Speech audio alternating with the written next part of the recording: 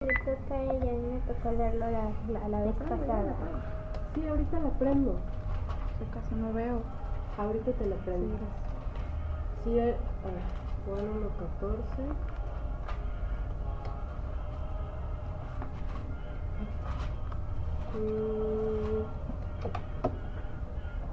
Y aquel verbo fue hecho carne y habitó entre nosotros y vimos su gloria, gloria como del unigénito del Padre, lleno de gracia y de verdad. Ok, bien, bueno, ahí estamos, ¿verdad? Dice, y aquel verbo fue hecho carne, ¿verdad? Esta es o sea, Juan aquí está hablando con ese y aquel verbo, está conectando con los versículos 1 al 5. ¿Se acuerdan lo que vimos en los versículos 1 al 5? Que dice que, y en el principio era el verbo, y el verbo era con Dios, y el verbo era Dios, ¿verdad?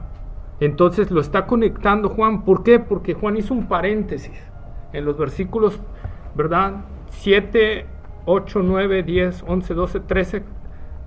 Habló de un paréntesis, habló de cómo Juan el Bautista no era el Mesías, porque recordemos y estuvimos viendo que había en los tiempos de Juan, los apóstoles de Juan el Bautista decían que Juan el Bautista era el Mesías esperado, ¿verdad? Ellos seguían sosteniendo que su maestro era el Mesías esperado. Entonces Juan, el apóstol, rebate eso en los versículos anteriores. Pero Juan no quiere perder el hilo. Por eso aquí, cuando otra vez vuelve a tomar acerca del verbo, dice, y aquel verbo, para volvernos a conectar, ¿verdad?, con lo que venía diciendo, del verbo eterno, de que el verbo era Dios mismo, ¿verdad?, el logos de Dios.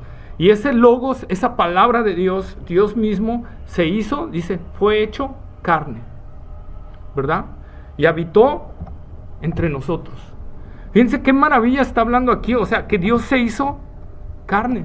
Esa palabra de Dios tomó forma humana, ¿sí? Dios, siendo el creador de todas las cosas, el sustentador de todas las cosas, el que hizo todas las cosas, toma la forma de una de sus criaturas. Eso es lo maravilloso que dice Juan, porque dice, y aquel logos, porque ya vimos que la palabra verbo es logos, ¿no? Y aquel que significa palabra realmente, y aquel logos se hizo carne. Esa palabra que era Dios mismo tomó forma humana, ¿sí? Segunda de Corintios 8:9.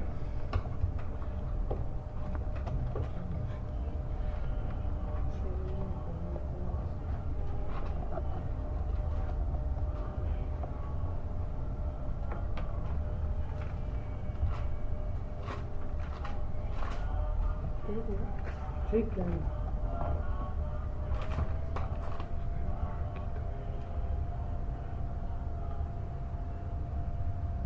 No hablo como quien manda, sino para poder a prueba, por medio de la diligencia de otros, también la sinceridad del amor vuestro. Porque ya conocéis la gracia de nuestro Señor Jesucristo, que por amor a vosotros se hizo pobre, siendo rico, para que vosotros con su pobreza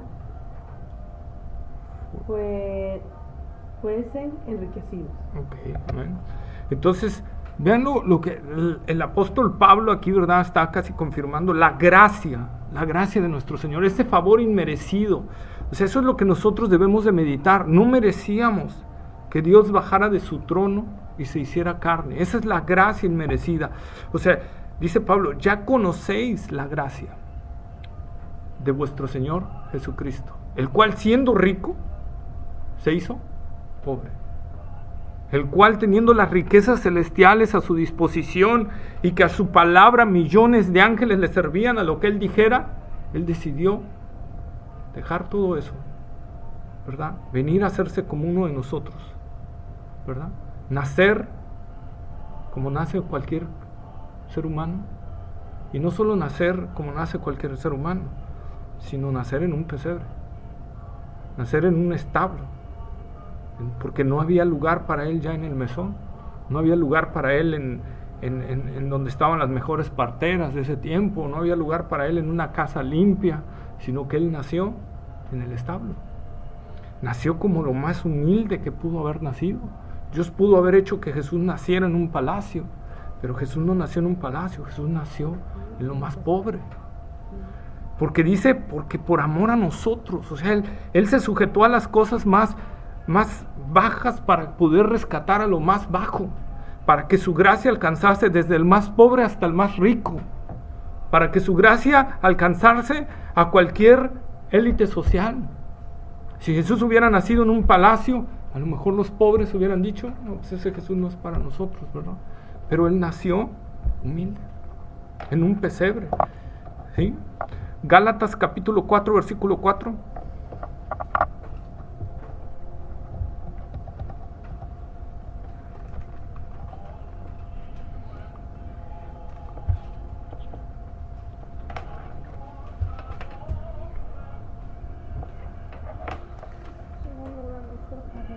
Pero cuando vino el cumplimiento del tiempo, Dios envió a su Hijo, nacido de mujer y nacido bajo la ley, para que redimiese a los que estaban bajo la ley, a fin de que recibiésemos la adopción de hijos.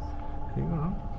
Pero cuando vino el cumplimiento del tiempo, o sea, Jesús nació en el tiempo exacto, ese verbo se hizo carne en el tiempo exacto de Dios, en el día en que Dios estipuló que naciera el Mesías, no antes ni después. Y obviamente tenía que nacer como nace cualquier ser humano, nacido de mujer y nacido bajo la ley, ¿verdad? Para que redimiese a los que estaban bajo la ley, a fin de que recibiésemos la adopción de hijos. Jesús no solo bajó de su trono de gloria, no solo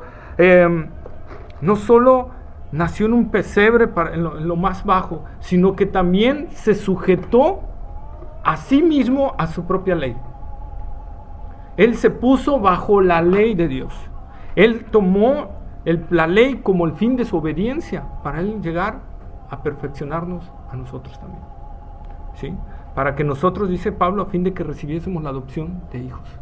No solo Él se hizo hombre, no solo se hizo carne, sino que se sujetó a todas las condiciones que nosotros estamos sujetos, ¿verdad? Esa es la maravilla, ¿sí? Filipenses capítulo 2, versículos 5 y 8, 5 al 8.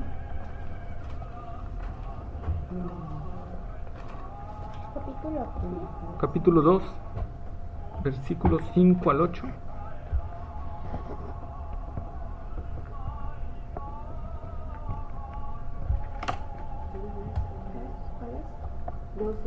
Filipenses capítulo 2, versículo 8. Filipenses capítulo 2, versículo 5 al 8. 5 al 8. Sí. Quien lo tenga lo puede leer, Haya pues en vosotros este sentir que hubo también en Cristo Jesús, el cual siendo en forma de Dios, no estimó el ser igual a Dios como cosa de que aferrarse, sino que se despojó a sí mismo, tomando forma de siervo, hecho semejante a los hombres, y estando en la condición de hombre, se humilló a sí mismo, haciéndose obediente hasta la muerte, y muerte de cruz. Entonces nosotros vamos viendo cómo va progresando, ¿verdad? Ese verbo se hizo carne, ese verbo nació en la forma más humilde, ese verbo se sujetó a la ley, ese verbo, ese logos, ¿verdad? No solo se sujetó a la ley, sino que no estimó, dice, a ser igual a Dios, sino que se despojó y se hizo obediente ¿hasta qué? Hasta la muerte, y muerte de cruz. O sea, Jesús sabía desde un inicio, Jesús sabía desde que estaba con el Padre en la eternidad, que iba a tener que morir en la cruz del Calvario. Y Él sabía lo que iba a tener que soportar ahí en la cruz del Calvario. Decía por ahí el pastor Paul Washer, ¿verdad? Jesús no le temía a la cruz. En el huerto de Getsemaní, Jesús no le temía a la cruz. Jesús oró intensamente en el huerto de Getsemaní porque sabía que la ira de Dios iba a caer sobre Él. Lo que Jesús iba a experimentar en la cruz del Calvario era la ira de Dios y el desamparo de Dios, lo cual nunca lo había tenido. 2. La Trinidad gozando de eterno amor entre ellos, de una filial, con gozo, paz, armonía, gozo, y de repente iba a haber un momento donde el padre le iba a dar la espalda al hijo. Y no solo le iba a dar la espalda, sino que lo iba a quebrantar, iba a descargar su ira sobre él. Porque así tenía que ser, y es lo que sabía Jesús. Por eso dice, se hizo obediente hasta la muerte, y muerte de cruz. Y como ya les dije, ¿por qué Jesús tenía que morir en la cruz del Calvario? ¿Por qué no murió decapitado? ¿Por qué no murió a espada? ¿Por qué no murió latigueado? ¿Por qué no murió, no sé, destripado? Por la maldición, ¿no? Decía que Sí. él murió, se hizo maldición, ¿no? Así Todo es. aquel que es muerto en un madero, ¿no? Así es, porque todo aquel, maldito todo aquel que es colgado en un madero, ¿verdad? Entonces, al que no conoció pecado, en ese momento se hizo pecado por nosotros. Ahí cayó la maldición de la ley sobre él. Y en ese momento recibió la ira de Dios, y en ese momento fue cuando pagó por nosotros, ¿verdad? Ojo, no debemos de confundir. Hay un canto, no sé si es un canto o un dicho que a veces nombran en muchas iglesias: por la vida de Jesús yo soy salvo. No, yo no soy salvo por la vida de Jesús. Yo soy salvo porque Él murió en la cruz del Calvario y derramó su sangre por mí. Y resucitó, ¿verdad? Pero yo por la vida de Jesús. Porque Jesús fue obediente, yo tengo salvación. No fue porque Jesús fue obediente que yo tengo salvación. La obediencia fue un parte y un requisito, pero lo que Dios hizo para mí es ofrecer al Cordero inmolado desde antes de la fundación del mundo, ahí en la cruz del Calvario, derramar su sangre para que yo obtuviera perdón. Dios ofreciéndose como el mismo sacrificio para perdonarnos a nosotros. Ahí es donde nos debe de caer el 20, hermanos. Nos debe de caer el entendimiento de lo grande que es esta salvación, de que no es cualquier cosa ni una cosa pequeñita. No podemos tenerlo en algo tan pequeño, esta salvación tan grande, como dice Hebreos, ¿verdad? ¿Se acuerdan de esa cita de Hebreos? ¿Qué dice Hebreos? La de 3, Hebreos 3. No. Dice, ay de nosotros si tenemos en poco una salvación tan grande. Hebreos capítulo 2. Ay de nosotros si tenemos en poco una salvación tan grande. Yo no puedo tener en poco una salvación tan grande. Yo debo de tenerlo en mucho, porque Dios lo que hizo por mí es digno de admirarse. Dice, bien pudiera, Pablo habla cuando habla en Romanos, bien pudiera un justo morir por otro justo, pero Él murió por nosotros pecadores. Eso es lo que debemos entender. Él no murió por gente buena, Él no murió, Él no dio su vida en la cruz del Calvario, ese verbo se hizo carne, no se hizo carne por gente buena. Jesús dijo, yo vine a buscar, ¿y a qué? A buscar y a salvar lo que se había perdido. Lo que estaba perdido, ese verbo se hizo carne para venir a rescatarnos a nosotros, ¿verdad? Ustedes se imaginan cuando Jesús asumió la naturaleza humana, asumió una naturaleza humana sin pecado, pero con las condiciones iguales a las nuestras, sujeta a enfermedad, sujeta a debilidad, sujeta a cansancio, sujeta a dolor, ¿sí? Todo eso tenía la carne de Jesús. Ustedes van a leer en los evangelios que ese verbo que se hizo carne, una vez dice que estaba cansado, una vez dijo que tenía hambre, una vez dijo que quería irse a descansar, una vez dijo que quería estar solo. Van a ver llorando ante Lázaro, ¿verdad? Viviendo la gente que está muerta, dice ese texto tan impactante, y Jesús lloró, que es uno de los versículos más cortos de la Biblia. Ustedes van a ver a ese verbo sujeto totalmente a las mismas condiciones que nosotros, ¿sí? Pero sin pecado. Entonces Él se sujetó a todas esas limitantes de la carne por amor a nosotros.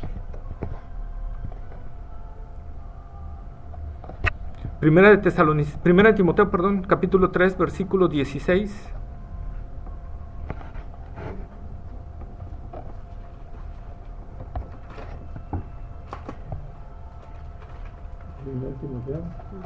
Capítulo 3, versículo 16.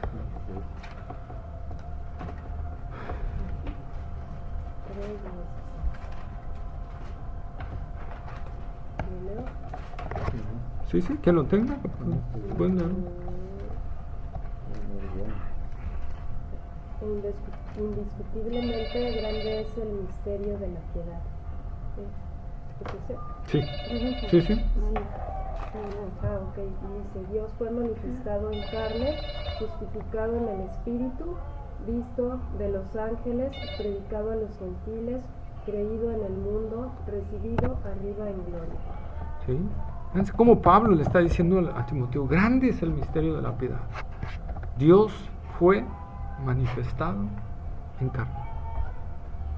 O sea, eso es algo, en serio, no tiene palabras para poderlo decirlo, hermanos. Vez tras vez nos los va a decir la Biblia.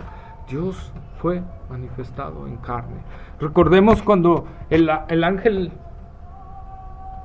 Gabriel, ¿verdad?, llega y le dice, ¿cómo dice? Y será llamado Emmanuel, que traducido es Dios con nosotros, ¿verdad? La presencia, la misma presencia de Dios andando entre nosotros. Qué impactante, hermanos. Y van a ver cómo más adelante el mismo apóstol Juan habla cosas fabulosas de este detalle, ¿sí? ¿Qué pasó? ¿Y por qué se llama Jesús entonces?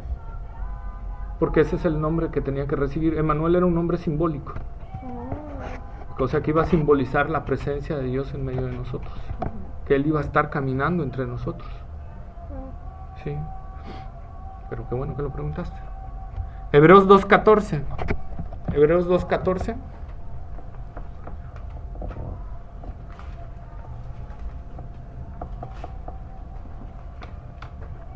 Mientras lo buscan, por ejemplo, en Isaías capítulo 9, versículo 6 dice, y un niño nos es nacido, y el principado sobre su hombro, y llamará su nombre admirable, consejero, Dios fuerte, Padre eterno, príncipe de paz.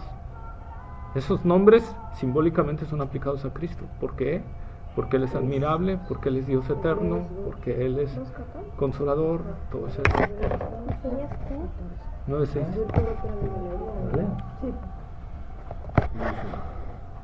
Así que, por cuanto los hijos participaron de la carne y sangre, Él también participó de lo mismo, para destruir por medio de la muerte al que tenía el imperio de la muerte, esto es, el diablo.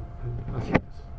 Entonces, destruir aquí, bueno, destruir no quiere decir, ojo, hay que hacer una diferencia, ¿eh? Destruir no es lo mismo que aniquilar, ¿sí? ¿Cuál es la diferencia? Destruir es dejar inoperable. Aniquilar es no dejar nada, ¿sí? Por ejemplo, destruir, un ejército puede decir, destruir la capital del país tarahuano, por decirlo, para no poner un país. Lo destruí, ¿qué quiere decir? La bombardeó y quedaron los edificios y todo dañados y todo, ¿sí? A diferencia es la aniquilé, o sea que no quedó absolutamente nada. Entonces aquí lo que Jesús hizo fue quitarle el poder, neutralizar todo el poder que tenía Satanás sobre la humanidad, ¿sí? De tal manera que ahora Él puede rescatar a los que Él escogió desde antes de la fundación del mundo. ¿Por qué? Porque antes la palabra de Dios dice que antes éramos nosotros esclavos de Él, esclavos del pecado y esclavos de Satanás. Entonces, y ahora, ¿por qué? Porque Él pagó el precio, le quitó ese poder a Satanás. Y ahora por eso nos puede comprar y nos puede agarrar, ¿sí? Y nos puede trasladar, y por eso ya nada, dice la palabra de Dios, ¿verdad? En Romanos 8, capítulo de versículos 30 al 36, nada nos puede separar del amor de Dios que es en Cristo Jesús. ¿Por qué? Porque el diablo ya no puede hacer nada. Ya no puede hacer nada. Porque aquí dice la palabra de Dios que Él le quitó todo el poder que tenía, ¿sí? Satanás está rigiendo hoy como un príncipe destronado. Y Jesús solo está esperando que el Padre dé la orden para su segunda venida y entonces quitar a ese príncipe destronado y ponerse Él, ¿sí? Perdón, ¿quieren agua o refresco? Yo acabo de tomar, pero no sé si alguien más quiere. Unos sandwichitos si quieren. Ahí está, pueden agarrar si quieren. Bueno, Si quieres agua. Sí. ¿Alguna duda hasta aquí o algo que...? ¿Cuál fue el último libro y versículo que dijiste? Porque no lo mencioné. Hebreos 2:14. No, el otro. ¿Cuál? Numeraste uno después de Hebreos 2:14. 1 Timoteo 3:16. Mm, ¿Qué decía? No sé. No, es que no tengo otro, a menos que haya dicho ahorita. Es que de repente se me vienen a la cabeza, no los traigo escritos y se me traen así. Bueno, cuando te regrese a la cabeza me dices. Ok.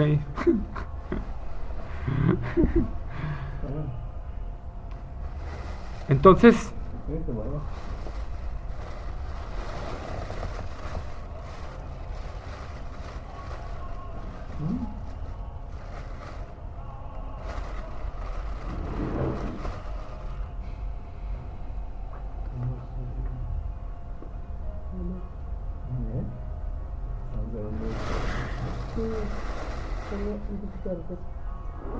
andas desveladón. Sí, luego sí.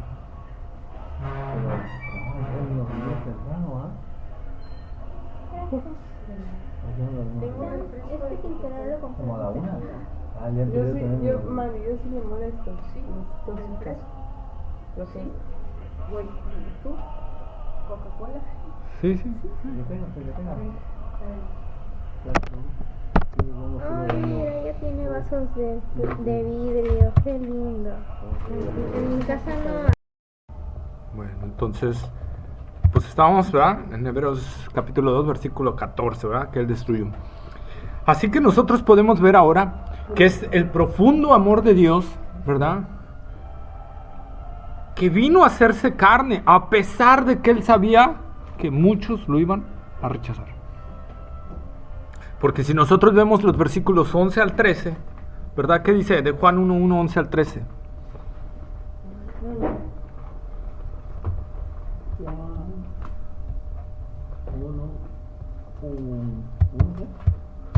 Uno del 11 al 13.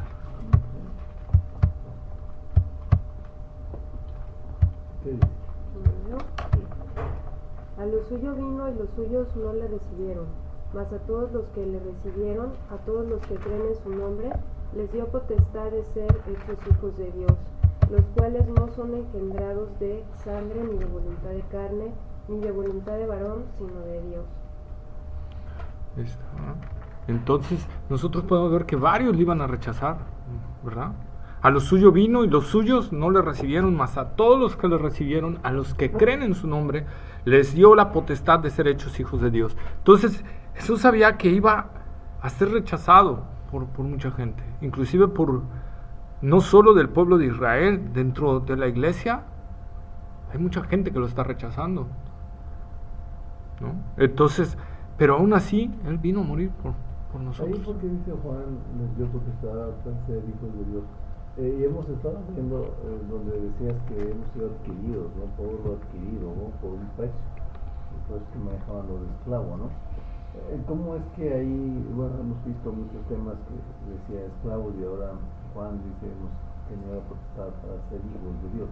¿En qué momento es que dejamos de ser esclavos, ¿no? O sea, ¿cómo está esa transición, ¿no? Bueno, eso lo vimos ese día que no fueron. Se explica. Mira, ahí la palabra hijos de Dios está mal traducida. Realmente debe ser niños de Dios, por la palabra griega que está ahí. La cuestión es que en el español es difícil hacer la diferencia. Por ejemplo, en el idioma inglés está son y está child, ¿sí? En el idioma francés también hay esa diferencia, pero en el idioma español no hay eso, que pueda hacer esa diferencia, porque tanto son como shield, son y simboliza hijo y todo, pero shield también puede simbolizar a hijo, pero hay una diferencia entre ellos, y en el español no hay algo que pueda ser así. Y realmente ahí cuando está diciendo nos dio la potestad, ¿de qué? De ser hijos de Dios. De ser hijos de Dios. Bueno, la realidad es que la traducción está un poco mal. Es de llegar a ser hijos de Dios, niños de Dios. Pero la palabra potestad está bien, o sea, como la autoridad, como La autoridad, el derecho, Porque cuando habla en la Biblia dice, Jesús dice, a mí me ha dado toda la potestad sobre el cielo y la tierra. O sea, ahí toda la autoridad, ¿no? O No, sea, pero aquí es más que nada como derecho, facultad, o sea, te da esa prerrogativa, ¿no? Ese bueno, título, pues, para que lo entendamos más así. Pero ahora dice, de llegar a ser. ¿Qué significa de llegar a ser niños de Dios? Bueno, nos está hablando más de la eternidad que del presente. Porque en el presente se utiliza más la cuestión de la adopción. En el cristianismo. Quizá por eso es que las tendencias que escuchamos, ¿no? Es hijo de Dios, es una princesa de Dios, es Ajá. príncipe de Dios, ¿no? Así es. Entonces, a lo mejor por eso viene esa tendencia. Viene esa tendencia. Y viene por no escudriñar bien la escritura, ¿no? Pero más bien en el tiempo aquí presente es una adopción. Dios nos adoptó. Pero el llegar a ser, ya en su plenitud y todo, es allá en la eternidad. Ya cuando ya. Y es a lo que Pablo se refiere. Por eso te digo, al irnos a los griegos, al original griego, vemos esas diferencias a veces. Hay traducciones ahí que sí. Es la interpretación, ¿no? Sí. Luego que se le da, porque no, luego hay unas Biblias que dicen una cosa y hay otras que dicen otra cosa. Bueno, de acuerdo al tema, pero como usted dice, la interpretación que se le da. Sí. En sí, la única Biblia infalible es la Reina Valera. No, no es cierto. La única Biblia infalible es los manuscritos en el original. Ese es el único infalible. La Reina Valera no es infalible. La Reina Valera tiene errores de traducción. La NTV tiene errores de traducción. La Biblia Dios habla hoy tiene errores de traducción. La única infalible, la realmente palabra de Dios inspirada, es la que nosotros encontramos en los manuscritos originales. ¿Y dónde Sí. están? En museos, mija. Pero nosotros podemos confiar, pero ahí es donde depende de nosotros. ¿Qué tanto queremos profundizarnos en la palabra? Ir conociendo más de lo que Dios quiere. Hay cosas que yo no sabía que al estar, por eso como he platicado con algunos de ustedes, yo voy aprendiendo cosas juntamente con ustedes. Porque el dar estos estudios me obliga a mí a profundizarme más de lo que sé. Entonces tengo que estarle escarbando y a veces me topo que lo que yo creía no era. Y entonces, ¿y eso qué me provoca? Ah, caray. Digo, no, a ver, ¿cómo está esto? Y vuelvo. A ver, no, pero, a ver. Y me voy con un exegeta, y me voy con otro exegeta, y me voy con otro exegeta para ver lo que dicen. Cuando veo que eminencias en el griego coinciden en lo mismo, entonces tú dices, estaba mal. Y tenemos que tener la humildad de reconocer que estábamos mal, ¿no? Entonces yo también cuando decía ahí Juan, y nos dio la autoridad de ser hechos hijos de Dios. Pues es eso, que yo fui hecho un hijo de Dios en ese momento. No, está hablando de un tiempo futuro, ¿sí? Que nos ha dado el derecho de llegar a ser. Nos está hablando de la eternidad, ¿sí? Entonces, ahí son cuestiones que nos van. Igual ahorita que estoy haciendo lo del Apocalipsis, igual hay cosas que yo no sabía. Yo creía saber perfectamente lo del arrebatamiento, yo creía saber perfectamente lo de los tiempos finales y todo. Y ahorita que me estoy profundizando más allá y que estoy viendo, hay cosas que digo, uy, ¿cómo? Y yo enseñé a veces esto. Entonces vamos a ir viendo, ¿verdad? Pero lo importante es, como les he dicho, hermanos, buscar en la palabra de Dios lo que Dios nos dice. Y si algo no nos cuadra, tenemos que escarbarle. Y tenemos que escarbarlo y buscarlo, ¿verdad? Y si no tenemos los medios, Dios, orar a Dios que Dios nos dé a alguien que nos ayude, ¿verdad? A ir compenetrando más en la palabra de Dios. Como enseñar internet, por ejemplo. Como internet. Entonces nosotros tenemos que ir siendo escudriñadores, por eso dice la palabra de Dios, escudriñen las escrituras. Ahora, ¿puedes explicar qué significa esta palabra? ¿Qué? Escudriñar. Escudriñar, indagar diligentemente, estudiar con mucha curia, con mucho esmero. Como análisis más profundo, Sí, ¿no? un análisis profundo. No solo es estudiar, es irte más, o sea, escarbarle, ¿sí? Entonces, eso es a lo que tanto el Señor Jesús le habla a los fariseos de su tiempo, como Pablo le habla a Timoteo, porque también Pablo le dice a Timoteo, escudriña las Escrituras, Timoteo. Repruébala, se está distrayendo. A ver, no se esté distrayendo, por favor. Ya la vio mi hija, se está distrayendo. Entonces, pues para que veamos, hermanos, lo importante que es ir conociendo la verdad. Por eso Jesús dijo, y conoceréis la verdad, y la verdad os va a hacer libres. Cuando yo conozco la Escritura y me profundizo en ella y tengo hambre de conocer la verdad y tengo hambre de conocer más de Él, Dios va a abrir y va a dar los medios para que podamos conocer más de su palabra. Pero Dios lo que no va a hacer es que a alguien que no quiere escudriñar la palabra le traiga la verdad. Eso Dios no lo va a hacer.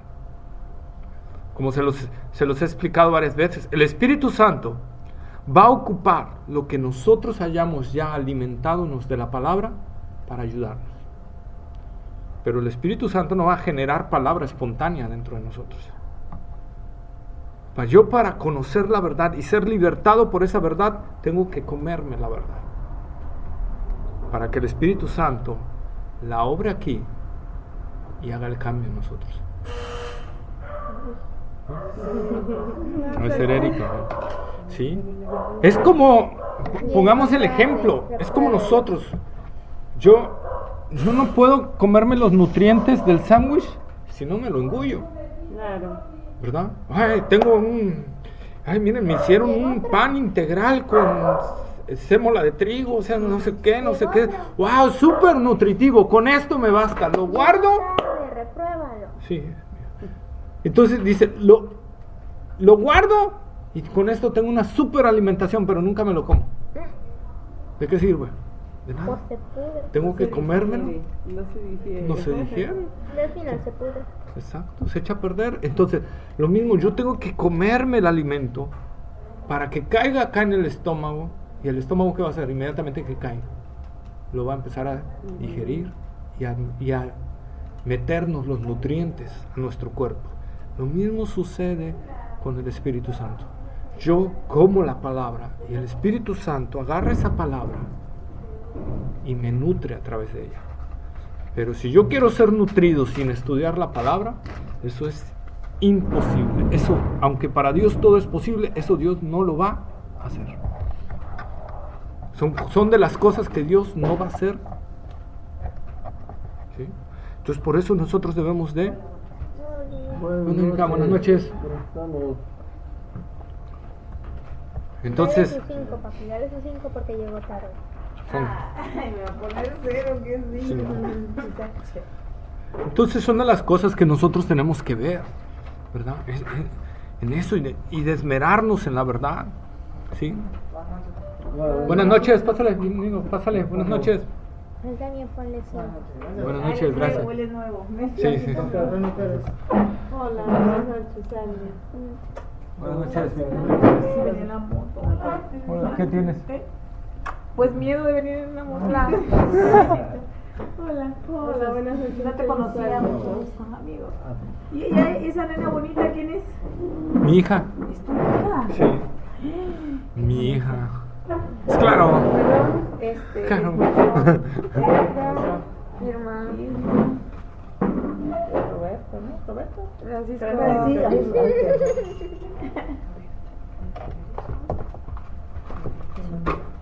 Aquí hay ladillos, pan. Ay, gracias. Ay, claro que no. Bueno. Claro que sí. Pues entonces, continuamos, ¿verdad? Ahí la palabra que utiliza Juan para carne es el verbo sars en griego, ¿verdad? Que significa no meramente que asumió una naturaleza humana, ¿verdad? Que no nada más se vistió de ella, sino que se hizo. Porque hay por ahí una herejía, ¿verdad? Que decían que Jesús se envolvió en carne humana. No. Jesús se hizo carne. ¿Sí? Jesús tomó la forma de hombre. Tomó una nueva forma que él no tenía. Tomó la naturaleza humana. ¿Sí? ¿Cuándo va a dejar de Jesús ser humano? Nunca. Él adoptó esa nueva naturaleza. Jesús es 100% Dios, 100% hombre, y nunca dejará de ser las dos cosas. Fue una de las cosas a las que Jesús se negó, ¿verdad? Tomar la forma de tener la forma de Dios siempre. Sino ¿qué hizo? Tomó forma de hombre. Y siempre Jesús va a tener esa forma de hombre, ¿verdad? El credo de Calcedonia, así se llama ese credo, un credo antiguo, se los traje. ¿Un credo? El credo. Credo es cuando uno cree en una nota musical, no es cierto. Un credo es algo, es un dogma de fe anotado. ¿Qué es un dogma? Una doctrina. ¿Cómo lo explico para niños? Póngame 5. Reprueba. Ya voy a venir más preparado para adolescentes porque ya me están bombardeando ahí. A ver, Francisco, ¿qué es credo? Por favor. A lo mejor no me bajo al nivel de un adolescente. Es como ya un pensamiento establecido, ¿no? Por ejemplo, si te dicen cómo debes de comportarte, que son las reglas, digamos, en tu casa, la forma de la disciplina. En este caso sería como la creencia en la que está basada tu religión, tu grupo, tu iglesia. Bueno, no sé si ya lo entiendo. Sí. Bueno, perfecto. Pues entonces el credo de Calcedonia, que fue un credo muy antiguo, dice: nosotros pues, siguiendo a los santos padres, o sea, estamos hablando de los cristianos antiguos que figuraron en las iglesias, todos de común acuerdo, enseñamos a los hombres a confesar al solo y único Hijo, nuestro Señor Jesucristo, el mismo perfecto en divinidad y perfecto en humanidad, a ser reconocido en dos naturalezas inconfundibles, inmutables, indivisibles, inseparables, sin que tal unión elimine en modo alguno la distinción entre las dos naturalezas, antes bien preservando la propiedad de cada naturaleza y concurriendo en una persona y una substancia, no partida o dividida en dos personas, sino uno y el mismo Hijo unigénito, Dios el Verbo, el Señor Jesucristo, como los profetas desde el principio han declarado acerca de Él, y el mismo Señor Jesucristo nos ha enseñado, y el credo de los santos padres nos han transmitido, ¿verdad? Entonces nosotros podemos ver ese detalle, es un misterio bien grande, son dos naturalezas, pero es uno solo, como la Trinidad, un Dios en tres. Pero a veces uno, pero a veces 3 y el mismo así. Es un solo Dios, tres. Yo no adoro a tres dioses, yo adoro un solo Dios. ¿Qué es 3 a la vez? ¿Qué es tres? Es que se me dio Y así sucede en la naturaleza de Jesucristo. La naturaleza de Jesucristo es naturaleza divina, naturaleza humana, en su misma naturaleza. ¿Sí? Incomprensible, pero así es. Entonces nosotros debemos de entender esto, porque si no podemos caer en los errores que cayeron algunos de la antigüedad, que es una de las cosas que Juan combatió con este evangelio, ¿verdad? Los docetistas y con otro que había por ahí que estaba diciendo que el Cristo se habitó en Jesús, pero cuando el Cristo iba a morir en la cruz del Calvario, el Cristo se fue al Padre y el que murió en la cruz fue Jesús. Entonces eso es totalmente contrario a lo que dice la Biblia, ¿verdad? El mismo que murió en la cruz del Calvario es Dios Hijo y Jesús el hombre, son lo mismo. Es la misma esencia, la misma sustancia viviendo allí. ¿Sí? No son dos, nosotros debemos de entender eso, no son dos, es uno solo. Esa pregunta me la habían hecho, fíjate. No supe ni qué responderle. Porque pasa, o sea, fueron una de las doctrinas que se fueron naciendo en la antigüedad y que Juan tuvo, por eso escribió Juan este evangelio, para contrarrestar, lo vimos en la introducción, ¿verdad? A los gnósticos, a los docetistas y a uno que se estaba levantando ahí en los tiempos de Juan, que Juan ni lo quería voltear a ver debido a las doctrinas tan erróneas que estaba predicando y que estaba desviando a muchos. Entonces, Juan es lo que está aquí. Y ese verbo tomó la naturaleza humana, sin dejar de ser divino. ¿Verdad? Y nunca jamás soltará la naturaleza humana. ¿Por qué? El cuerpo no fue compuesto, ¿no? Eso es una. Pero ¿por qué nunca? Porque ya es parte de él. Ya es parte de él. ¿Sí? Ya es su naturaleza ahora de Cristo ser Dios y ser hombre. Él asumió eso y con su poder lo pudo hacer, ¿verdad? Por eso cuando Juan dice, y ese logos y el verbo, ese verbo tomó la naturaleza humana, es algo, como les dije en un principio, que nos debe producir bastante admiración. Porque Jesús no solo, les digo, se bajó del cielo y dejó de ser Dios, sino que además adoptó nuestra naturaleza. Y nunca más la va a dejar.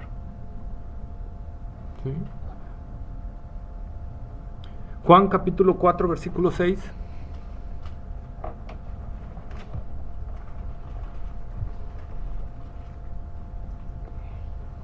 ¿Nosotros somos de Dios? 4. Juan, ajá. No, ¿No? Y estaba allí. ¿Pero cuál es primero, Juan? no, Juan. San Juan. Perdón. Sí, ¿no? Sí, sí. No te preocupes, a muchos nos pasa. Póngale 6, póngale 6. Y estaba allí el pozo de Jacob. Entonces Jesús, cansado del camino, sentó junto al pozo. Era como la hora sexta. ¿Y el 7, por favor? Vino una mujer vino una mujer de Samaria a sacar agua y Jesús le dijo, dame de beber. Entonces, con estos versículos, los que yo les decía, les estoy comprobando es que Jesús, cuando adoptó la naturaleza humana, ¿verdad? Antes de resucitar, la adoptó con las mismas limitantes nuestras. Jesús, cansado. Jesús, con sed. Dame de beber. Con hambre. ¿Verdad? Entonces nosotros podemos ver. Juan 12, 27.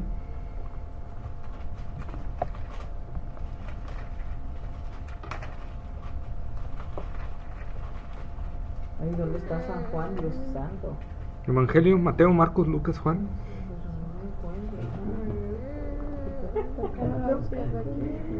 Pero es que la confundo con el otro Juan. A ver. Por acá. Es para atrás, ¿verdad? No, ya está. Hasta San Marcos, San Juan. Aquí lo tienes. Ok. ¿Cuál, perdón? ¿Mandé? San Juan. San Juan 12:27. 12:27. Gracias.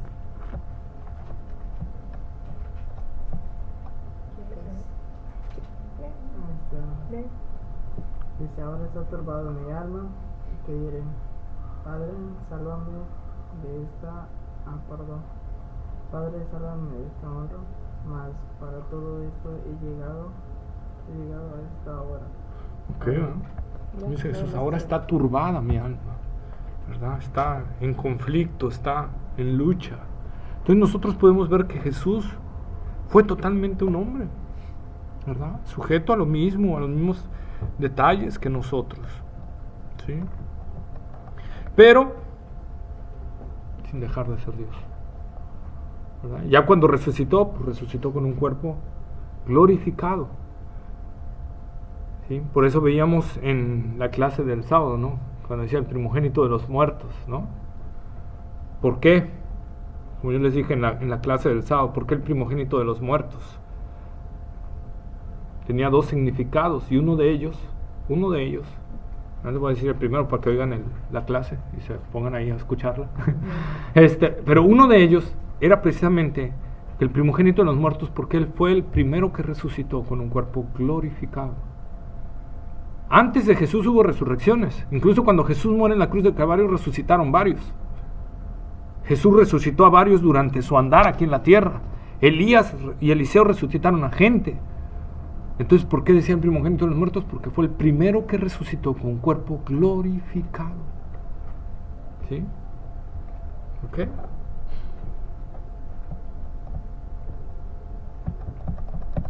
Dice aquí que esta declaración y el verbo se hizo carne se dirigía, como les dije, a los docetistas, que enseñaban que Cristo no vino a ser realmente hombre, sino aparentemente, contra los cuales este espíritu manso es vehemente en sus epístolas, ¿verdad? El espíritu de Juan, el apóstol, ¿verdad?, era muy fuerte contra esos docetistas, que decían, Cristo realmente no vino, fue una apariencia nada más.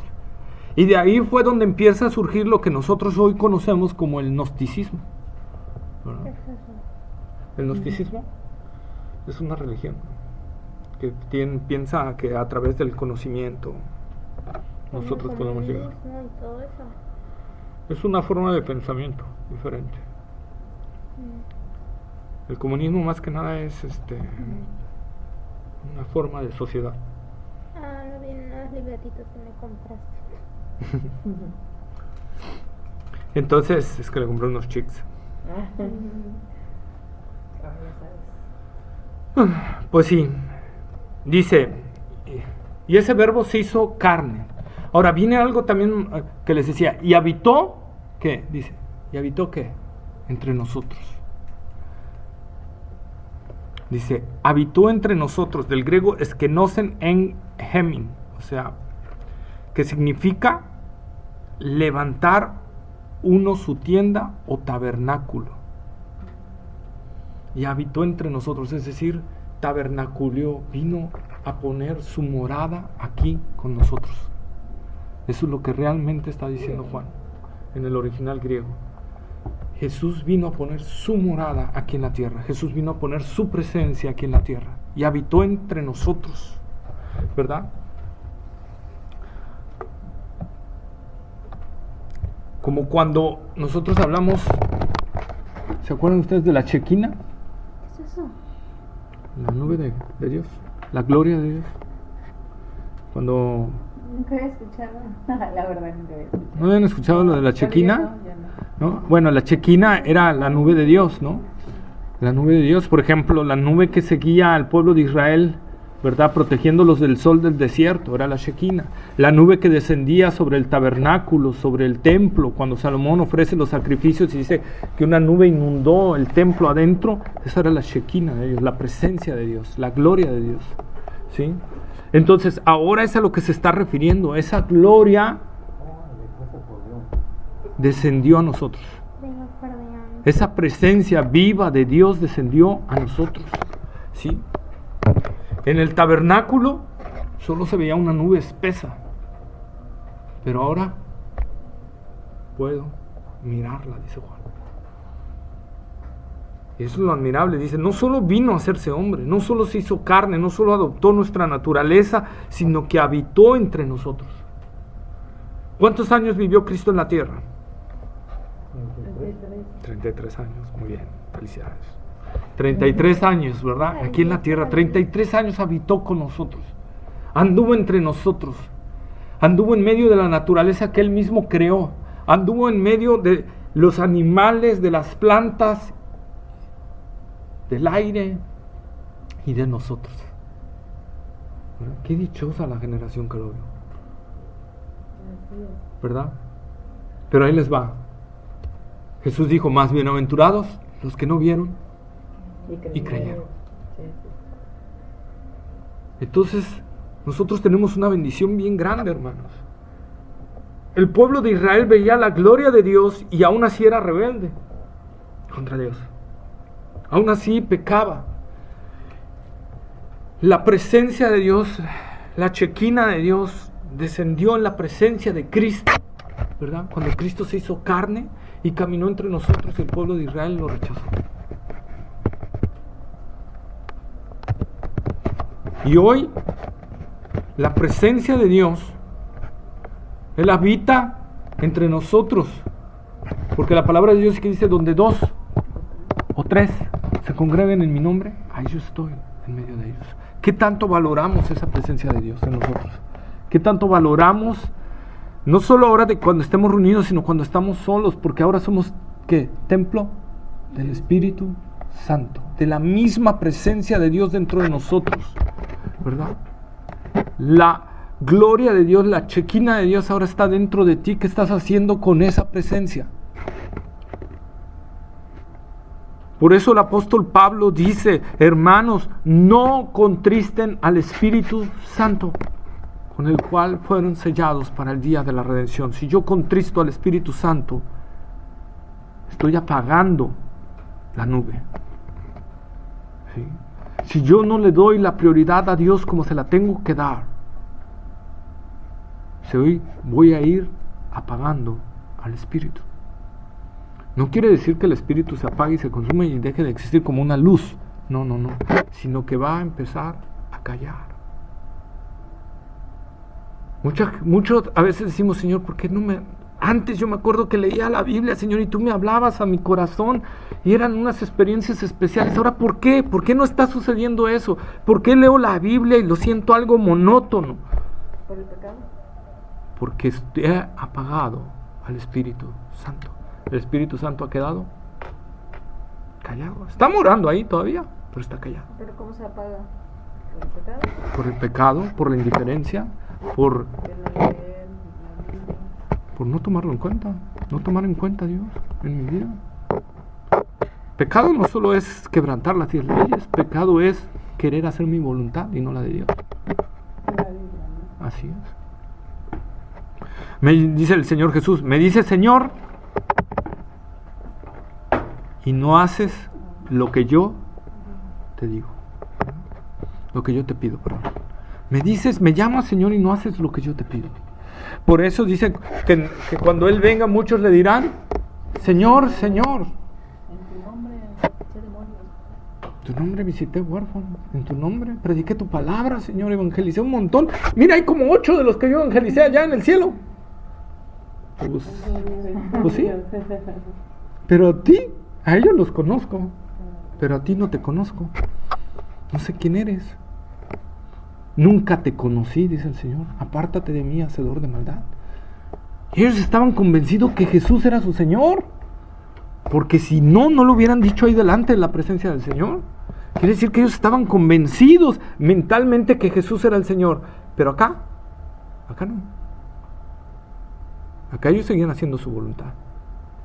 Como dice un hermano, ¿verdad?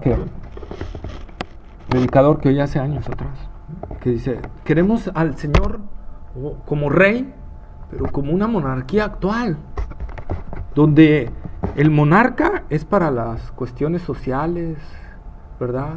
Eventos, y para darle alcurnia al país, ¿no? Pero realmente que gobierna es el primer ministro, ¿sí? Realmente quien dice las cosas que se va a hacer es el primer ministro. Por ejemplo, contaban una vez que el primer ministro de Inglaterra fue con la reina Isabel y le dijo, reina, tiene que firmar este edicto que el pueblo está pidiendo y tal. Y dijo la reina, ¿y qué pasa si me niego? Y dijo, pues nada más le recuerdo que yo soy la voz del pueblo, así que tiene que firmarlo. Ok, ¿verdad? Entonces queremos hacer así a Jesús hoy en día. Y Jesús no está hablando de un rey así.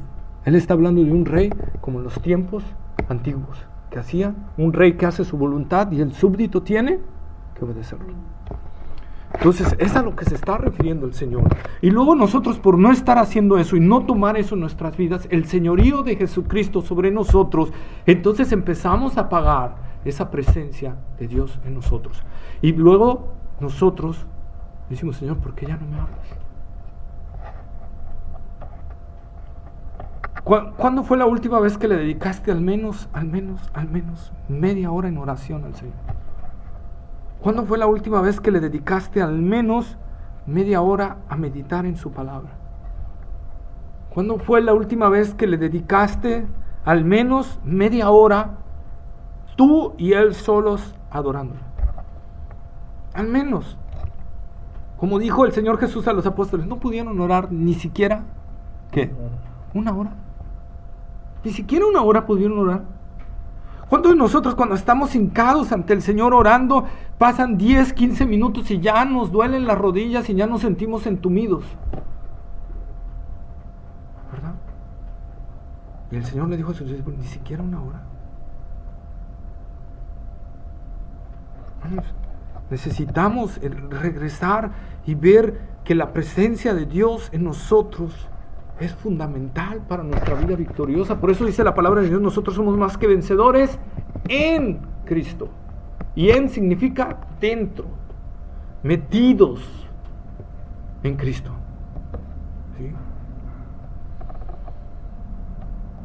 ¿Alguna pregunta hasta aquí?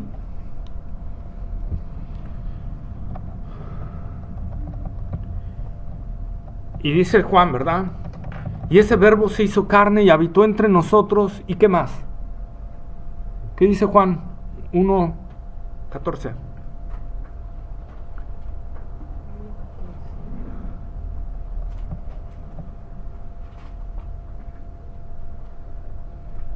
Y aquel verbo fue hecho carne y habitó entre nosotros, y vimos su gloria, gloria como el del unigénito del Padre, lleno de gracia y de verdad. ¿Verdad? Y vimos su gloria, gloria como del unigénito del Padre, ¿verdad? Aquí la palabra griega para vimos es teaomai, que no solo significa ver, significa contemplar, mirar con atención, ¿verdad? O sea, ellos se maravillaron, se embelezaron, vimos su gloria, gloria como del unigénito del Padre, ¿verdad? Dice aquí, para ayudarnos un poquito, dice Mark Hendrickson en su comentario, así, mientras Jesús anduvo entre los hombres, el ojo y la mente del evangelista y de otros testigos reposaron sobre el verbo hecho carne, hasta que, en cierto modo, penetraron en el misterio, es decir, vieron su gloria, el esplendor de su gracia y la majestad de su verdad, manifestados en todas sus obras y palabras, los atributos de su divinidad, brillando a través del velo de su naturaleza humana. Es decir, los apóstoles decían, vimos su gloria. Quizá parte de lo que está diciendo aquí Juan es que Pedro, Juan, ¿verdad?, y Jacobo fueron llevados al monte de la transfiguración, también puede estar refiriéndose a eso.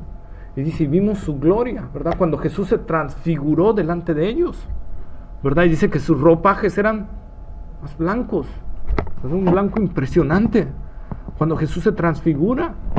Pero ahí habla también de una nube. Del Padre, cuando el Padre, ¿verdad?, habla de una nube. No, ahí dicen ellos que vieron una nube, que primero no vieron a Cristo, luego cuando se fue la nube vieron a Cristo. Lo mismo esperaban cuando Él subió. Cuando hace la transfiguración, dice que está Pedro, que está en la nube, y después cuando se va a la nube ya aparece Jesucristo, ¿lo ven? Lo mismo cuando son los 40 días, después de que Él está aquí con los apóstoles, dice que sube en la nube y ellos están esperando que la nube se quite y vean a Jesucristo, y hay dos varones que le dicen, porque los ven, Jesucristo regresará. ¿Tenía esa nube en esa sección de la transfiguración? No, en la transfiguración viene una nube, sí, pero en el cielo, y es a través de la cual habla el Padre, la voz del Padre. Pero ellos vieron la transfiguración de Jesús, porque dicen, y sus vestidos eran blancos. O sea, vieron la transfiguración, y tanto que te dicen que vieron a Moisés y a Elías platicando con Jesús.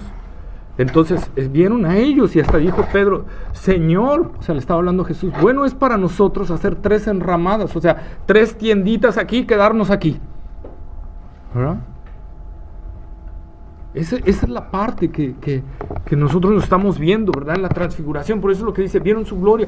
Pero no solo eso se está refiriendo Juan, sino se está refiriendo a que contemplaron, ¿verdad?, la gracia con que Jesús caminaba en esta tierra, ¿sí? La gracia con que Jesús trataba a las personas, la gracia con la que la mujer sorprendida en adulterio, ¿verdad?, cuando la trajeron ante él y le dijeron, merece morir, la agarramos en adulterio, Señor, ¿qué hacemos? Señor dijo, pues, que esté libre de pecado, que tire la primera piedra, ¿verdad? Y les remordió la conciencia a los que estaban ahí, ¿verdad? Pero ¿qué halló la mujer delante de Cristo? Gracia. Y es lo que dice Juan. Vimos su gloria, o sea, vimos esa gracia manifestándose. Un hombre diferente. La misma gente decía, él es diferente porque enseña como quien tiene, ¿qué? Autoridad. Él es diferente, ¿verdad? Ahora, si Cristo está en nosotros, si Cristo habita en nosotros, ¿qué debe haber en nosotros? Una diferencia con el mundo. Debe haber una diferencia, no solo en santidad, debe haber una diferencia en amor, debe haber una diferencia en gracia, debe de haber una diferencia en misericordia, debe de haber una diferencia en amor. ¿Sí? Y eso es lo que dice Juan, cuando Juan habla en primera de Juan, que dice, el que no ama, no ha conocido a Dios, porque Dios es amor. ¿Sí? Dios es amor, y si no tenemos nosotros amor por la gente, entonces tenemos que hacernos un análisis muy serio. Algo está pasando, o una de dos, o mi pecado ha apagado al Espíritu, o lo peor, no soy cristiano. Y si no soy cristiano, no tengo vida eterna. Así de sencillo, hermanos. Entonces, la palabra de Dios dice en amor. Fíjense, Jesús trató con amor hasta Judas. Jesús sabía desde un principio que Judas lo iba a entregar. Y siempre lo trató con amor. Aún a pesar de que ya sabía que él lo iba a entregar. Lo trató con amor. Nunca lo hizo menos, nunca lo apartó. Cuando Judas le respondía así medio, Señor, pero ese perfume que te derramaron lo podríamos haber vendido, Señor. Y nunca le dijo, Judas, vete por ahí, ¿verdad? Sino le dijo, no, Judas, va a haber tiempo para que ayuden a los pobres, pero esta mujer lo que hizo fue ungirme, porque ya viene mi tiempo, ¿verdad? Entonces nosotros vemos cómo le hablaba con amor, inclusive al que lo iba a entregar. Jesús mostraba amor, andaba con eso, a la gente que viniera, que le hablaba. Mucha bondad, ¿no? De no ver las diferencias entre uno y otro a pesar de lo que él sabía que se venía. Así es. Y hasta la fecha, fíjense una cosa, ¿cuándo se enteraron los discípulos que fue Judas el que lo traicionó? Hasta que llegaron los guardias, ¿no? Por ejemplo, ¿no? Hasta que vieron que lo estaba entregando. Jesús nunca dijo nada. Lo único que fue, ella anunció una vez, uno de ustedes me va a traicionar. Y todo se veía, ¿no? Sí, ¿quién? Maestro, ¿quién? El que meta conmigo, ¿verdad? Y la metió Judas y los discípulos ni se enteraron, ¿verdad? Pero la metió Judas. Y Jesús no dijo, él, ¿ya vieron? Se metió, lo metió, él fue. No. Prudente. Es que nosotros tenemos que hacer eso dentro de nosotros. El amor de Dios tiene que caber dentro de nosotros. Si Cristo está en nosotros, el amor de Dios debe estar en nosotros. El perdón debe estar dentro de nosotros. Que el amor cubre multitud de pecados. Sí, pero no hacia el... Pero no, yo quiero saber, nunca he entendido ese versículo. Sí, que el amor cubrirá multitud de pecados no significa sobre la persona que está mostrando el amor, sino sobre la persona a la que se le está mostrando el amor. Sí. En este sentido, por ejemplo, si yo dañara a mi hija y mi hija me perdona, me está perdonando pecado. Porque me ama. Entonces, pero no es que a ella se le perdonen pecados, no. Está hablando de mis faltas, de mis fallas. Entonces, es por eso lo que dice la palabra de Dios, ¿no? Entonces, nosotros tenemos que ver eso, hermanos. Tenemos que ver que esa gloria del Señor, ¿verdad? Es eso. Ahora, si esa gloria está dentro de nosotros, tiene que mostrarse. La gloria del Señor nunca va a ser invisible. Cuando Dios descendía sobre el tabernáculo, los hijos de Israel sabían que estaba sobre el tabernáculo. Cuando la gloria de Dios descendía sobre el templo, los hijos de Dios sabían que la gloria de Dios estaba sobre el templo. Ahora, cuando Cristo anduvo aquí, los discípulos contemplaron y entendieron que Él era la gloria de Dios. Ahora, cuando Cristo habita en nosotros, ¿estamos entendiendo que la gloria de Dios está habitando en nosotros? ¿Estamos entendiendo eso? ¿Estamos valorando eso? ¿O estoy valorando más mi exterior que mi interior? Tengo que valorar todo eso, ¿no?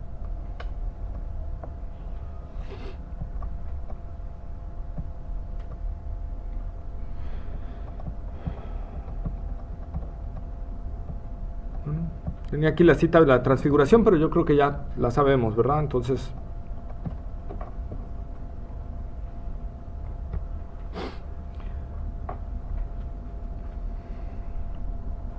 Entonces, hermanos, nosotros necesitamos, la realidad, hacer ese detalle. Si Cristo vino, se despojó de su trono de gloria, se tomó forma humana, tomó la naturaleza humana para rescatarnos a nosotros.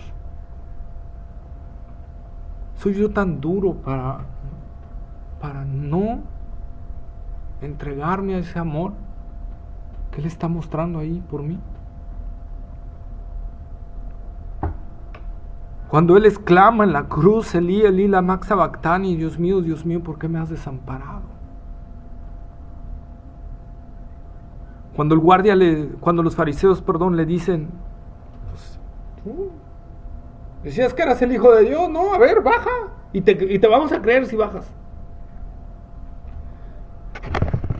Jesús no quiso bajar, porque Él sabía que era el precio. Y nos salva, ¿no? Ah, sí. Sálvate y salva. Pero Jesús sabía que no. Si Él bajaba de esa cruz, no había forma de salvación para el hombre. No había otro método para salvar al hombre. Él tenía que venir a morir. Por eso Él dijo, yo vengo, yo sé a qué he venido. Y Él sabía que tenía una cita en la cruz, ¿verdad?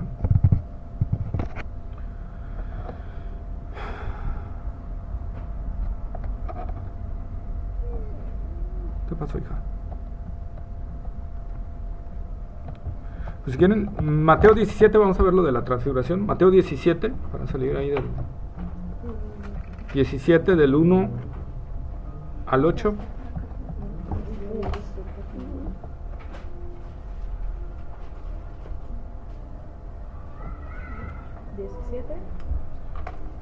Del 1 al 8.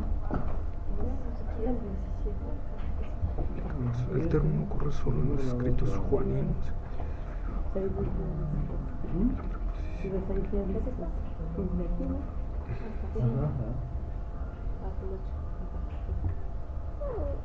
Seis días después, Jesús tomó a Pedro y a Jacobo y a Juan, su hermano, y los llevó aparte a un monte alto, y se transfiguró delante de ellos, y resplandeció su rostro como el sol, y sus vestidos se hicieron blancos como la luz. Y aquí les aparecieron Moisés y Elías, hablando con él. Entonces Pedro le dijo a Jesús, Señor, bueno es para nosotros que estemos aquí. Si quieres, hagamos aquí 3 enramadas, una para ti, otra para Moisés y otra para Elías. Mientras él aún hablaba, una nube de luz los cubrió, y aquí una voz desde la nube que decía, ese es mi Hijo amado, es quien tengo complacencia al oír. Dice, al oír eso, los discípulos se postraron sobre su rostro y tuvieron gran temor. Entonces Jesús se acercó y tocó y dijo, levantaos y no tomáis. Y alzando ellos los ojos, a nadie vieron sino a Jesús solo. Sí, entonces ya ahí vieron en el monte de la transfiguración, ¿no? Sí. ¿Y qué dice? Y vimos su gloria como del unigénito del Padre. Y luego, ¿qué dice? ¿Lleno de qué? De gracia y de verdad. Lleno de gracia y de verdad. La vida de Jesús, su andar, su caminar, su tratar demostraban el amor y la verdad que emanaban de Él. ¿Sí? Ahora bien, leemos con relación al Hijo unigénito que está lleno de gracia y de verdad. De gracia porque cuando hablaba, su mensaje estaba lleno de ese favor inmerecido hacia los culpables, por ejemplo, publicanos y pecadores. Y los mismos atributos se revelan en sus milagros de curación, de hecho, en toda su vida y muerte, los cuales han de ser considerados como un sacrificio expiatorio, cuyo único propósito era el merecer para su pueblo la gracia de Dios. ¿Verdad? Porque Él mismo era la realidad definitiva. ¿Sí? Jesús dijo, yo soy el camino y la vida. ¿Sí? Y nadie viene al Padre si no es por mí. Yo soy la verdad. Jesús no dijo, yo soy una verdad, como si hubiera otra. Jesús dijo, yo soy la verdad. ¿Sí? Entonces, de verdad, porque Él mismo era la realidad definitiva en contraste con las sombras que le habían precedido. Ciertamente era grande la gloria del unigénito, ¿verdad? Juan capítulo 1, versículo 15, por favor. Bueno, vamos a leer. Y vamos a llegar porque ya son las 9:50. Yo me empiezo a emocionar y luego... Juan 1:15.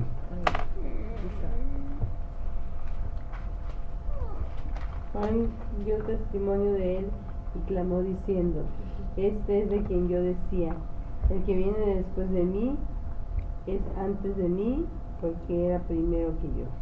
Ok. Y ya se lo vemos en la siguiente clase. Yo espero, hermanos, en verdad que meditemos en estas palabras que hemos hablado en esta clase y que empezamos a darle al Señor la preeminencia que Él tiene. ¿Sí? Y vimos su gloria, que nosotros veamos la gloria de Dios en nuestra vida. En los momentos más difíciles, en los momentos más confortables, nosotros tenemos que estar viviendo en esa gloria. Tenemos que estar conociendo que Él es real. ¿Sí? Nosotros tenemos que ir viendo que Dios va transformando nuestras vidas, nuestros corazones. Cada vez que conozcamos más de Cristo, más vamos a poder amarle, servirle con gozo, con alegría. ¿Sí? ¿Alguna pregunta que tengan, duda, comentario? Nada más aprenderle bastante. Sí, de esa amistad que él perdonaba. Así es. Me cuesta mucho. Sí. La onda. Sí, sí, ahora Sí. Pero si nosotros, una de las cosas que, porque sí es bien difícil, que me ha ayudado es decir, Señor, si tú siendo tan santo me perdonaste a mí, ¿cómo yo siendo un hombre con errores y fallas no voy a perdonar a otro? ¿Sí? Si un ser perfecto me perdonó a mí imperfecto, yo siendo imperfecto, ¿cómo no voy a perdonar a otro imperfecto? ¿Verdad? Yo recuerdo una vez antes que tenía otro grupo anteriormente, ya me habían desesperado, ese grupo sí llegó a desesperar. Y ya dije, ya Señor, ya basta, ya no voy a ir. Ya, hasta aquí llegué, ya me desesperé. Abusado porque Moisés dijo lo que... Sí. No, pero no dije de este grupo, ya estoy hablando de unos 3, 4 años atrás. Pero ya, porque traían doctrinas así bien raras y todo, y yo, y se enojaban, y se ponían bien furiosos y todo, pero seguían en el grupo. Entonces, pues, yo ya llegué desesperado y dije, ya, Señor, ya basta, ya. Luchaban contra la palabra. Sí, y dije, ya no les voy a ir a dar la palabra, ya, basta, ya me cansé. Ya no voy a oír. Iba yo así caminando, ¿no? Porque yo a veces voy caminando en la calle y voy hablando con el Señor, pero ya iba ahí caminando y yo creo que la gente hasta se me ha quedado viendo así como que está medio loco, ¿ah? Pero ya iba ahí. Y en eso el Señor habló a mi corazón y me dijo, ¿cuántas veces yo traté contigo? ¿Cuántas veces me fallaste?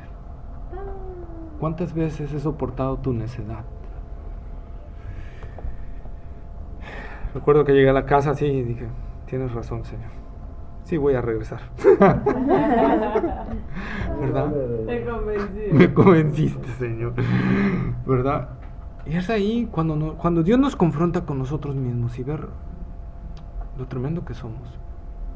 Cuando vemos al Señor Jesús, por ejemplo, yo un rasgo que admiro del Señor Jesús es cuando en el caso de Pedro. Pedro negó al Señor, y no solo negó, sino hasta maldijo. Es el que nos vio 3 veces. Ajá. Y la tercera fue que dicen que hasta maldijo, ¿no? ¿Verdad? Y sale Pedro, oye cantar el gallo y le cae el 20, ¿verdad? De lo que había hecho. Pero Pedro se aleja del Señor, o sea, Pedro se alejó del cristianismo. Pues sí, pero es que eso se lo había dicho antes Jesús, ¿no? Ah, claro, Porque sí. Pedro le decía, ay, yo te adoro, no sé qué. Yo voy a Y dar hasta mi Jesús- vida por ti, ¿no? Y Jesús le dijo, antes de que cante el gallo, tú dirás que no me conoces 3 veces. Así es. Y lo negó, y Pedro se alejó 3 totalmente veces, del Señor, sí. exactamente. Y se alejó del Señor. ¿Y qué hace el Señor cuando Él resucita y regresa? Va a donde Pedro está pescando y los otros discípulos. ¿Y a quién llama? Juan, ¿cómo estás, Juan? ¿No, verdad? Jacobo, Mateo. ¿A quién llamó? Y dijo, hola. Llamó a todos, incluyendo a Pedro. Y cuando le dijeron, Pedro es el maestro, ¡fum! Pedro se bota al agua porque estaba desnudo, ¿ah? No, le dio pena. ¿Y qué hace el Señor cuando sale Pedro? Y dice, Pedro, no me hables, Pedro, volteate para allá. Voy a hablar con los otros, no contigo.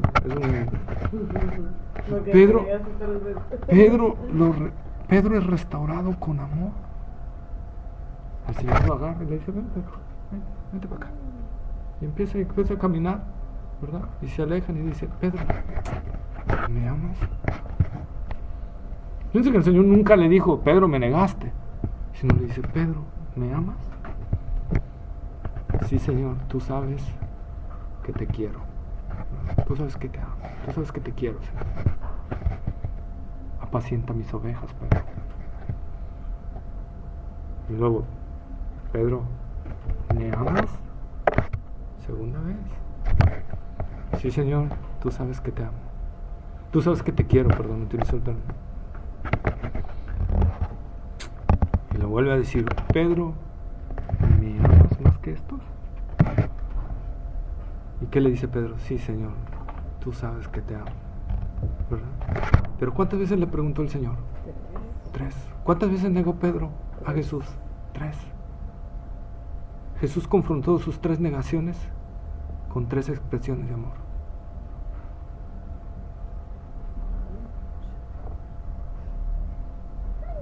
Nunca le dijo, Pedro, me negaste.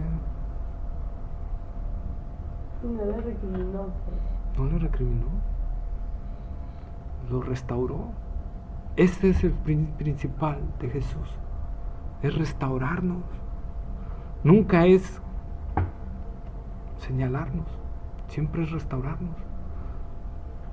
Entonces Él restauró y le dijo, ya cuando Pedro en la tercera contestación le dice, sí, Señor, tú lo sabes todo.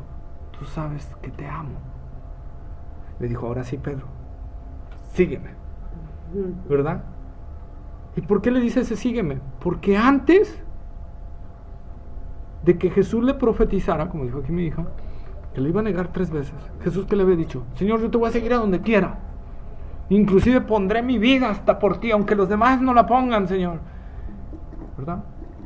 Entonces cuando Jesús lo restaura y lo lleva al nivel de arrepentimiento que necesitaba Pedro, y lo lleva a ese nivel de entender Pedro que lo que necesitaba únicamente era Jesús. Cuando Jesús ya vio eso en Pedro, le dijo, ahora sí, Pedro, cumple, sígueme, porque ahora sí me vas a seguir.